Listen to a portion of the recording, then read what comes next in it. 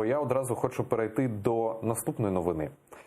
Представники влади часів президентства Віктора Януковича вважають, це новина датована десь 3 дні їй максимум, вважають учасників Революції Гідності, яких ви зараз бачите на екранах, міфологізованими і героїзованими жертвами Майдану.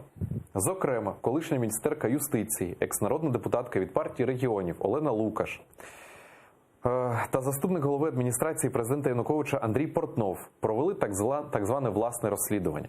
У ньому соратники Януковича обурюються, що до списків Героїв Небесної Сотні не було внесено жодного співробітника МВС. До речі, от зараз на екранах ви побачите саме цих героїв, співробітників МВС, які з Інститутської, з Жовтневого палацу стріляли по протестувальникам. Ви зараз бачите ці кадри. Отже, також колишні регіонали виокремили зі списку Героїв Небесної Сотні 25 осіб, яких вважають незрозумілими. А перших убитих протестувальників Майдану Сергія Нігояна та Михайла Жизневського назвали загадковими смертями. І це ми маємо на 6-й рік російсько-української війни. І знаєте, неабияке розбурхання у мережі створило ось це так зване розслідування. Чи говорить це про те, що проросійський реванш йде, триває, починається, і українці починають забувати ось ці кадри? Безперечно. Знаєте, навіть те, що ви зараз озвучуєте в ефірі слова цих покидьків, а всіх, хто служив режиму Януковича, всіх вище озвучених персонажів, не буду їх повторяти, вони не гідні того, щоб... А ми спеціально їх не показуємо. Ми замість того, аби їх показати, показали оці кадри. Говорить про те, що вони вже починають бути почутими. Я розумію, що ваша професія озвучувати різні точки зору, і для того, щоб мені задати завдання, ви не зможете інакше, як не озвучити. Але скажу вам щиро, що мені дуже огидно чути те, що ці люди взагалі щось думають. Ми, власне, на Майдан виходили для того, щоб вся ця банда взагалі перестала існувати як явище.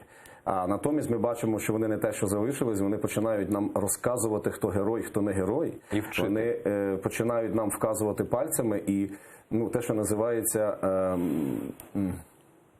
робити речі, від яких мене, наприклад, страшно ковбасить, є таке слово. Я з величезною прикрістю спостерігаю те, що відбувається зараз в країні.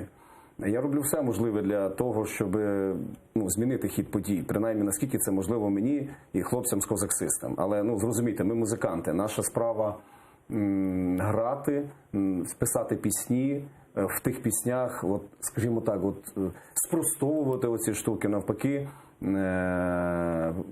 робити з тих бідних і нещасних, хто загинув, низький їм уклін і від мене, і від всієї України, робити з них справжніх героїв, тому що вони є справжніми героями. І ніяка, пробачте, Лукаш і інша не буде мені розказувати, хто герой, а хто не герой. Що стосується сьогоднішнього дня, це неймовірно важливий і визначальний день. Кожен українець має задуматись над тим, що були люди, які загинули. Загинули за святу ідею, за гідність, за те, щоб бути в вільній країні, за те, щоб нами не керувала банда покидьків. І цих людей я можу абсолютно щиро прирівняти до святих. І я дуже сподіваюся, що кожен українець не допустить на своєму рівні ніякого реваншу. Власне, немає ніякої сили, окрім кожного із нас, щоб зупинити цей реванш. Це об'єктивна ситуація. Кожен із нас може повпливати на те, щоб цей реванш не відбувся.